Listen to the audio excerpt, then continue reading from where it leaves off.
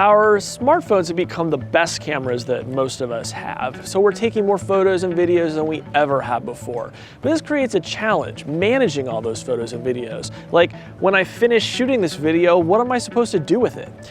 Well, there are a lot of services out there that are supposed to help you handle this problem, but frankly, they aren't very good. One of the best has actually been Google's, which it offered through Google+. The problem there was that most of us didn't want to use Google+. Storing your life's memories inside a social network just felt kind of weird.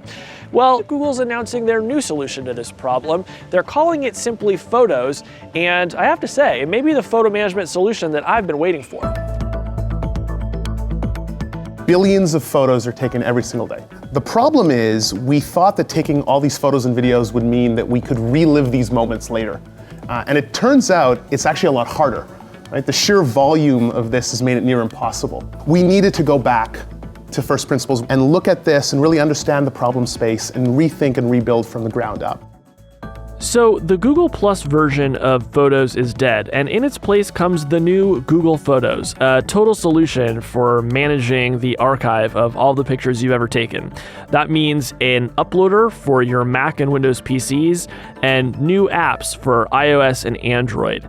And starting today, Google will start storing for free nearly identical versions of the photos that you're uploading, downscaling them slightly in exchange for giving you unlimited uploads. And in our tests, most of the photos really do look almost the same as their original version, particularly when you're just browsing them on your phone. The best way that I like to think about it is, drawing the comparison to music. This is like us saying, we're going to store all your CDs as MP3s, unlimited for free. And I think that's pretty compelling for a lot of people who want to be able to maintain these memories and be able to do so. Now, if you're the type of person who wants to store your original down to the last byte, we still offer 15 gigabytes for free shared across your Google services, and 1 terabyte you can buy, for example, for $10 a month. But this really unlocks it for everyone to be able to have their memories, their entire life backed up. So an online photo management service needs to do more than just store your photos. It should also help you enjoy them, and that means finding things. So here's where the power of Google Search comes in. Google's using all of its machine learning technology to help understand what's in your photos. Even if you've never tagged them, it recognizes famous landmarks, it knows what a boat looks like, it knows what a whale looks like. All you have to do is tap in keywords and Google will find it inside your photos. It creates a whole new way of looking through your photo archive, and it's something I think people are really going to enjoy. We have this really great technology and we try to decide, how should we surface this? What's the best way that users are going to really even understand how this would work? And what we found was that people describe photos in basically 4 different categories. 1 is who's in the photo. 2 is where was the photo taken. 3 is what is in the photo. Is it a dog? Is it a hat? Whatever it may be. And then 4 is what is the type of photo. Is it a panorama? Is it a video? So you just tap that blue search disk, and what you'll find here is your entire life of photos automatically organized into these little categories.